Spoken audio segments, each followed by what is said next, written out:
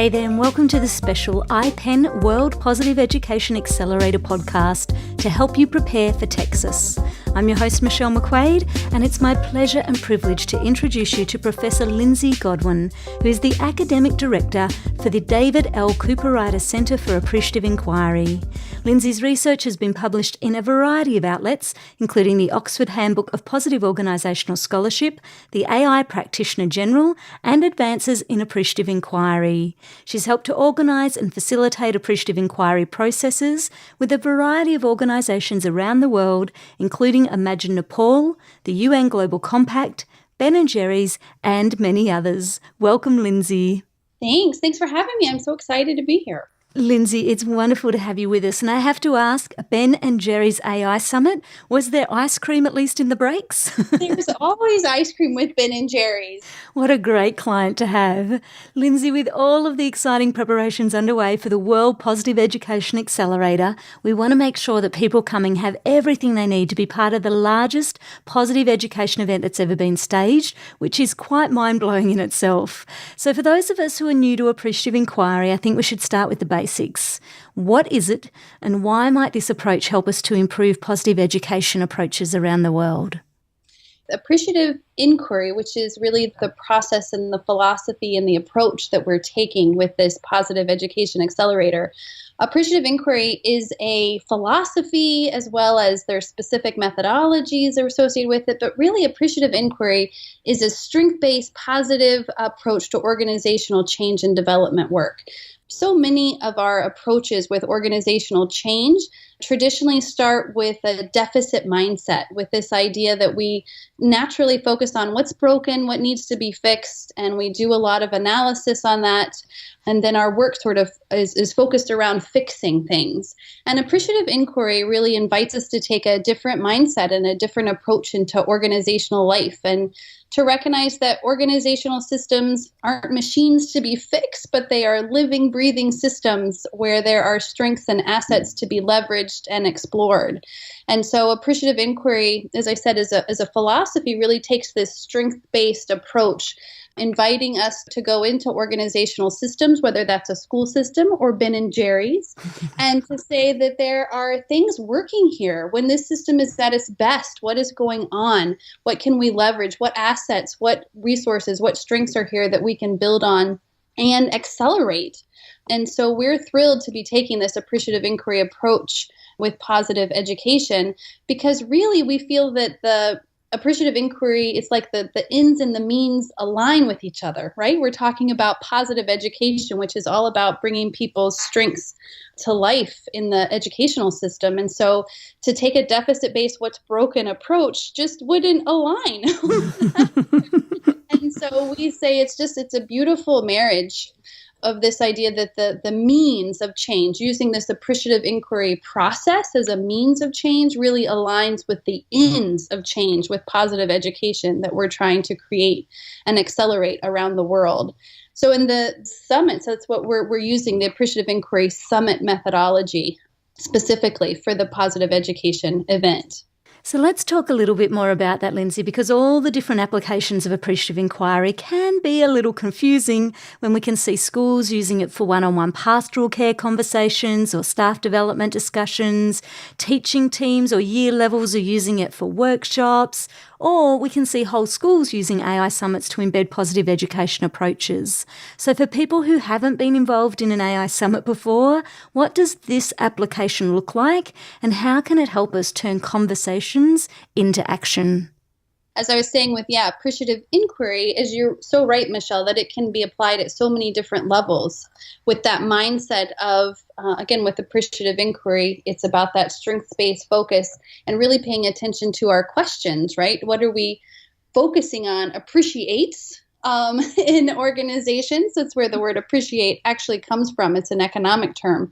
And so this idea, what we ask questions about and what we focus on will actually appreciate. And that can be done, as you said, in coaching conversations and one-on-one conversations that individuals have to strategic planning and organizations. And the summit methodology, as you rightly say, is one particular methodology in appreciative inquiry that helps invite a whole system to come together. And when I say a whole system, I mean all of the different stakeholders for a particular organization, or in this case with positive education, a particular topic.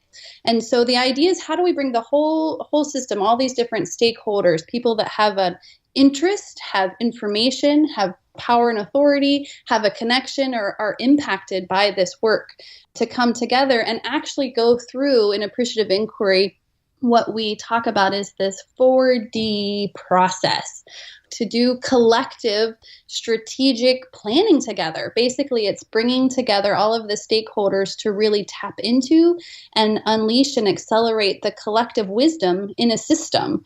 And so these 4Ds that we go through, that we talk about with the summit methodology, well, first we sort of define the topic. Actually, if we talk about a 50, that first starting point, which we've talked about with positive education, is this idea of coming together to accelerate positive education around the world. So that's our topic we're coming together to inquire about and to work on. So that first D is really about discovery. And this is why I'm so excited about this particular event. We're going to have a whole day of discovery, which is the marriage between the summit and the festival, the Positive Education Festival with IPEN, of some of the most cutting edge work being done around the world, people sharing from workshops and plenary sessions and keynotes and TED Talks and mini TED Talks and all different kinds of things. So this real idea of sort of discovering the best of that's already existing in the world. So that's that first step, to really lift that up. And then we're going to move into dream. And so this is the idea that we will sort of collectively, again, and imagine all of these people coming together around the world to start articulating a collective, even a global vision of what is it going to look like as we accelerate positive education around the world. What will that look like at a macro level, but also articulating what is that going to look like at a micro level, inside different classrooms, inside different school systems, inside different countries and regions. What is that going to look like? So we can start sort of dreaming what the future will be. So we are basically defining success for ourselves. And so we'll do that collectively. And then I love all of the different stages, but then I really love rolling up our sleeves and taking that dream, that vision that we've articulated about where we want to go in the future, and then rolling up our sleeves to start designing. And that's that next D that we will do. Actually, we are so excited. We have IDEO, one of the top design firms, is going to be joining us and working with us through the design process as well, but bringing some of the best, again, techniques around design and brainstorming and rapid prototyping to our work, so that we don't just stay in abstract ideas, but we really do move to action, that we're going to move toward actually rapid prototyping, mocking up, creating plans and proposals and different things to start bringing those dreams to reality. And then the final day of the summit is the last D, is moving to, people call it different things, destiny or delivery, deployment. It's the doing it. It's the moving to action and taking those design ideas and really starting to put concrete action plans and next steps in place. And so it really will, the ideas, as you said, we're ideas from moving from inspiration to action is what we've said with this festival, so that we really will go through that process together to move people toward actual actionable projects and initiatives that will carry on after the summit. Because really, the secret is that the summit is just the starting point. Everybody sometimes thinks that the summit is this event, and really it's a wonderful, and so we're calling it an accelerator, because it's really designed to ignite ongoing work that will continue on and continue to strengthen this movement around positive education for years and years to come. So, Lindsey, given people will be coming from different schools and different countries and very different education experiences, how will we all stay connected and work together after Texas? We recognize that education is so culturally, contextually specific. And so it was really a choice point, even when we decided, do we have sort of, national level summits first, or do we have this global level summit first? And we strategically decided to have this global level conversation first, both so that we really can, around the world, lift up all of these best practices so that we, for example, here in the US, can learn so much from the amazing work that's happening in Australia, right? And in Mexico and in the UK and everywhere else that this is happening, and vice versa. But the idea is, as we move into design, that we will have different opportunity areas and different working groups that will be formed that will come from the vision and the dreaming work that happens collectively. But there will be opportunities for people to move into more regional, more sort of specific, either country, regional, or different kind of tracks and the different areas of work that they have the most passion for. For example, I know we have different delegations coming from different areas around the world with that exact hope of, they want to bring this back to their region. For example, just this morning, we were talking with a group that's really excited about what is this going to look like in Latin America. And so, a working group, one of those design groups would be formed and then would have time to do some of this brainstorming, rapid prototyping, start moving toward, okay, what is this specifically going to look like in my region, even down to like, what would this specifically look like in my classroom or my school system? And so I really think at this global level conversation, it gives us the best of both worlds, that we get to sort of lift our heads up and be inspired by each other and the work that's happening around the world. But the idea as we move into these working groups in that design phase is that people really will get to literally vote with their feet and move into working groups that they're most passionate about. And some of those working groups will be, as I said, some of these different topics that will be more regionally focused and contextually specific for people to work on, taking this back into their own systems. I also know that you and the amazing team preparing for this event have been working on creating a new platform to help groups stay connected around the world and work together post-summit. So can you help us understand how will this new platform support us after we've all been to Texas? Yeah, we're so thrilled by having this tool. It's called WeTip, WETIPP, as in we tip the world. It's a wonderful collaborative tool, and we have partners helping us out of Italy and other places with it. And it's designed exactly for that, Michelle, this idea that the summits, again, being an accelerator, being a starting point, is that these working groups will then have an opportunity to use this platform, which is a very organic, collaborative tool that will let the working groups continue on in their own working groups and also to stay connected to the other work that's happening. So it's really about creating this global community of practice and sharing. So as other new initiatives or other things get formed, people can be a part of this online community to share, to reach out and say, we need somebody with this expertise, and they can search for people either by expertise, by region, by area, as well as these working groups continuing to collaborate with each other. So we're really, really excited about that to help us ensure that the summit work continues on after the event's over. I can't wait to see it and have a chance to start playing on this platform, and what an amazing opportunity for us all to keep learning and working together. Lindsey, what about if I'm representing my own school at the AI Summit, and while I'm really happy to help contribute to the global dialogue, I also really need some practical options that I can take back to my school to be able to run these kind of AI Summit experiences there to help them embed positive education. Will I be able to do that as a result of attending the Positive Education World Accelerator?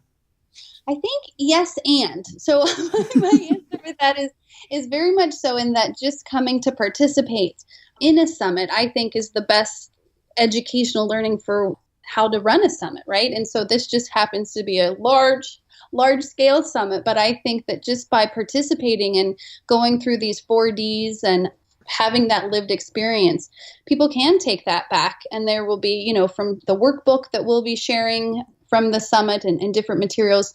A certain colleague, a wonderful Michelle McQuaid, has amazing resources on AI summits and how to run them with your amazing toolkit. And we hope to lift that up and make that accessible to different groups and regions. And so I think that's why I say it's a yes and. I think the coming and learning people will be able to see how they could do this even on a smaller scale with their own system. And we hope to make available resources, both in terms of the resources from this summit as well as other summits and your amazing toolkit for folks to to really take this back and do this. That's exactly the work. And we at the Cooper Writer Center hope to be an ongoing resource for people that are interested in this change management process. So maybe people want to learn more about AI and they want to take a course in it, or they, again, are looking for resources and we can help point them to your work or to the AI Commons work or to other people. So that's really what we're hoping we can continue to help support organizations and school systems that want to do this ongoing as well. I do have to confess that I think once you first attend an AI summit, you fall in love with the methodology and the approach. And I'll never forget standing with Dave Cooper Ryder on the side of the first AI summit I'd ever seen in action that he was running. And even though intellectually I understood we were going to go through this 4D process, I just was in no way prepared for the level of energy and engagement and hope that propelled people forward through this process. So what is it about AI summits, do you think, that creates these kind of magical connections and commitments between people who often walk into the room as strangers? Oh, such a great question. I hear you, Michelle, and sort of that sense of just one of my first summits I did with David was at the United Nations, which was a crazy first summit. And since then, we've been on all kinds of different summits, big and small. And I think that there is something, as I said, one of the key success factors of an AI summit is this idea of bringing the whole system together, right? All these multiple stakeholders. And you're right, people come in as often as strangers to each other, but there is this, it is a magic. There is this something that happens when we come together as a whole system or whole community, right? I think that somehow we live in this world that so subdivides us and we're in our different silos and our different areas of expertise, and somehow coming together just even in that moment as sort of a whole community or whole system working on a shared vision together, there is something magical about that. I think it taps back into our core humanity, that we actually aren't that different from one another. And so there's something about this, again, and the idea with appreciative inquiry is that we're focusing and leveraging assets and strengths and what works. And as you well know, right, with positive psychology and all the work, we know that the more that we focus on those things and the idea of positive emotions, we're actually more creative. We're better decision makers. Our mental capacity is expanded. And so this bringing people together and focusing them on what we want to be creating, not what we want to be breaking down or, fixing, but actually what we want to be creating and building together, I think it taps into our better selves. And people do, the relationships that get born, the collaborations that get born, it is amazing. Having recently finished my PhD research with David on AI summits around the world, one of the things that really stuck out for me, Lindsey, as a big moment, and perhaps I was just a bit slow getting to it, was that in the AI summits that have created the most transformational change, it wasn't just that they were strength-based and positive in the approach that they took. I got that. But it was also how important it was for an appreciative inquiry summit to be generative in its approach as well. So can you help us understand, do AI summits work better when they are generative in nature? And if yes, why is this the case? Right. Such a good point, Michelle, and it's not a blind focus on the positive or ignoring things that we need to change or fix, but you're very much right that the spirit of it is this generativity, which, as I said, is moving us forward, and that idea that we are building something together, right? We're creating. It's a co-creation process. And so, of course, we will have to deal and address things that need to be changed or things that aren't in line with sort of moving us toward that vision for the future. But there is something about that, articulating that collective dream, that is this generative propeller of sort of pulling us into the future to help us recognize, well, what are the things that we need to put in place to make that happen? And so this generativity, this idea of, it's really about sort of that we're moving together and co-building, co-constructing the future together. And you're right, it's not just about talking about all of the positive things or things that are going well, but it's generative in that sense that there will be new things created and born out of this that don't exist. right now, which is really exciting. I completely agree. Lindsey, is there any reading or reflecting or other forms of preparation you'd suggest people do to make the most of the AI Summit experience at the Accelerator? Yeah, we're going to be sending out some pre-reading and some pre-materials to people that are registered. So I would just encourage folks to read the things that we send out to them. Some of that will be some highlights, for example, from our IPEN has some wonderful overview of the state of positive education that folks can access online, but we're going to have some synthesized and some highlights and some different things for people to read, just so people are coming in, right, with some of the already some discovery under their belt of things that are happening around the world. I would suggest folks watch your email if you're registered and coming, and make sure that you read the pre-work that we'll be sending your way. David and I also are working on a framing letter to everybody that's coming that will really, we're hoping, situate. We feel this is a transformational moment in our global sort of humanity history. We have a real opportunity here to make a once-in-a-lifetime impact on the lives of millions and millions of learners around the world.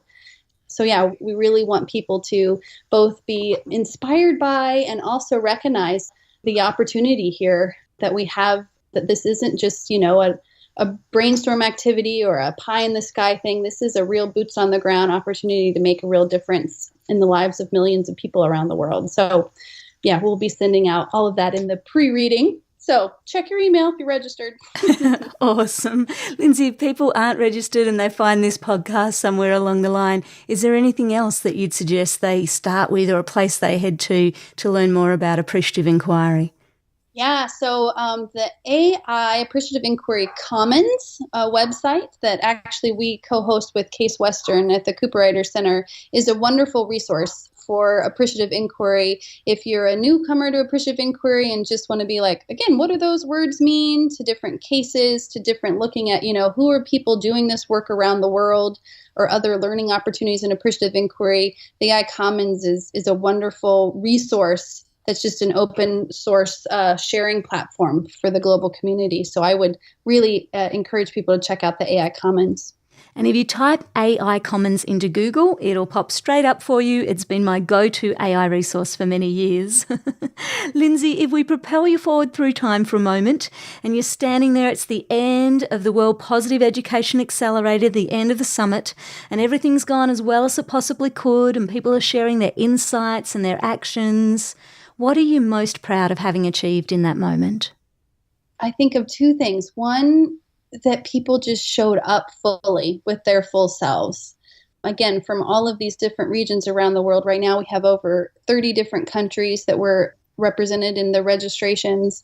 And so just to come and from all of these different places and bring their best selves, I'm going to be so proud of that. But then I'm also going to be so proud and excited by the fact that I know that there are going to be these amazing new ideas and projects that have been seeded that already have a life of their own and already have communities of excited individuals from around the world gathering and ready to turn that inspiration into action and ready to continue on the day after the summit and the day after that and the day after that and the day after that, that the commitment to action will be so palpable that there'll be no question that this movement is alive and well.